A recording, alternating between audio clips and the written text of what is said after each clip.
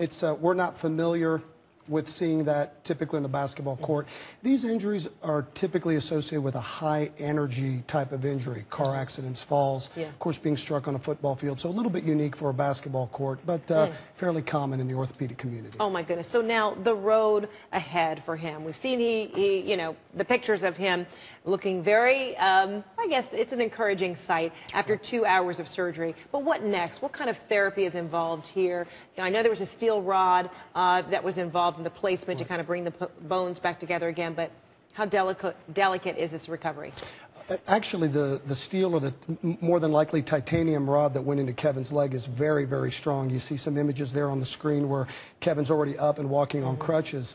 The rod is actually designed to withstand his full body weight. And that's it right here? That's it right here. Yeah, this is an actual rod, not unlike the one that was placed in Kevin's leg. That's a titanium rod.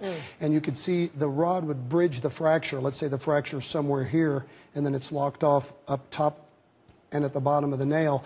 And the load that this nail could withstand is very, very strong. Kevin could actually be walking without crutches within a week or two. Oh, my goodness. But looking at the rod now, I'm just like feeling a little faint. Okay, so this rod is attached to the outside of the bone, and it will stay there. Right. It's actually, the rod actually drops inside the medullary canal. So, you know, our bones are hollow. The rod is designed to stay inside and can actually stay there forever as long as it doesn't cause him any symptoms. And frequently, this hardware can stay in. And stays forever. And so, talk about his recovery. Will he, you say he can withstand a lot of weight, but then, you know, as an athlete, you know, running, you know, pounding, etc., can he look toward being able to return to that kind of athleticism? In the short term, the open wound, this was an open fracture, so the kind of things we worry about in that situation is the soft tissue injury. The bone has now been securely fixed and it's in good position.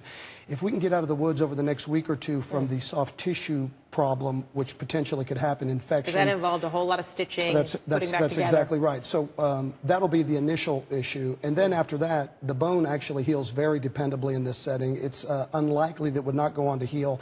He could have full bone healing within 6 months, and his recovery will begin much sooner than that. So he could actually conceivably be back in a very athletic situation within 6 to 9 months. Oh my goodness. Well, that's very encouraging, I'm sure, for him to hear, you know, and anyone else who was watching it, you know, can just simply empathize with that kind of break and then his potential as an athlete.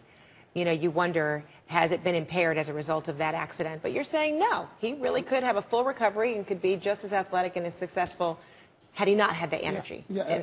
I think if you're going to pick an injury to the ankle, an injury to the knee, or an injury in the tibia between, I think you'd pick the tibia. I think his prognosis is very good. I think he's going to have a great recovery, and I think he's going to get back to doing everything he wants to do. All right, good news. We like to hear